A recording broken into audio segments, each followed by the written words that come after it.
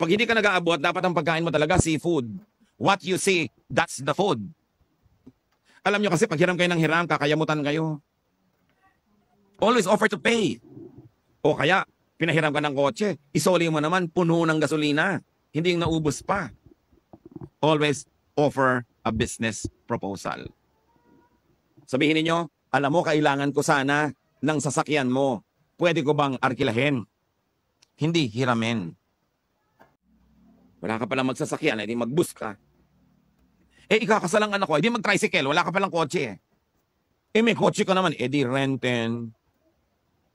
Sa mayaman ka naman, baka pwedeng hiramin na, kaya nga yumaman yung tao nagtitipid eh. Kasi gusto mong pitasan. Mabuti sana kung kasama ka nagpayaman sa kanya. Kung wala ka namang kinalaman sa pagkayaman-yaman niya, ba't gusto mong pumitas?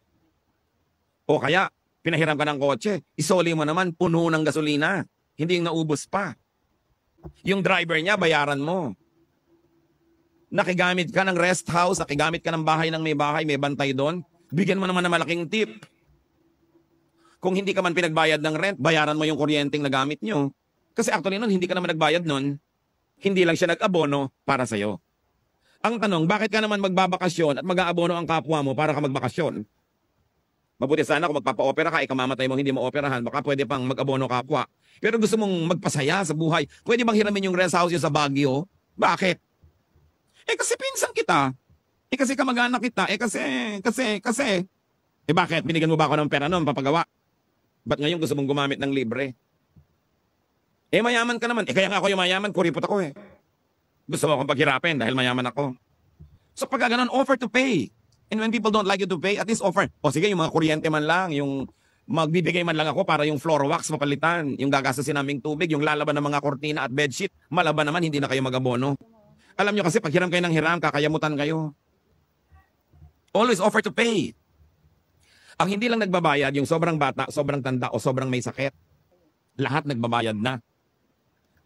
So, matalino si Solomon, hindi nang hingi. Take note mga manghihingi Pag lagi kang ganyan, pagsasawaan ka. Dapat laging may tumira ka sa bahay ng may bahay. Nung umalis ka, nagregalo ka ng isang bagong complete bedsheet.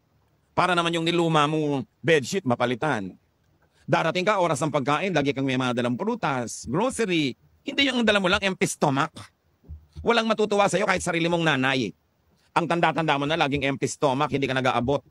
Magbabakasyon ka sa mga magulang mo sa probinsya. Kung ano-ano mga fresh seafood ang gusto mong makita, hindi ka naman nag-aabot. Pag hindi ka nag-aabot, dapat ang pagkain mo talaga seafood. What you see, that's the food. Hindi ang arte-arte mo pa.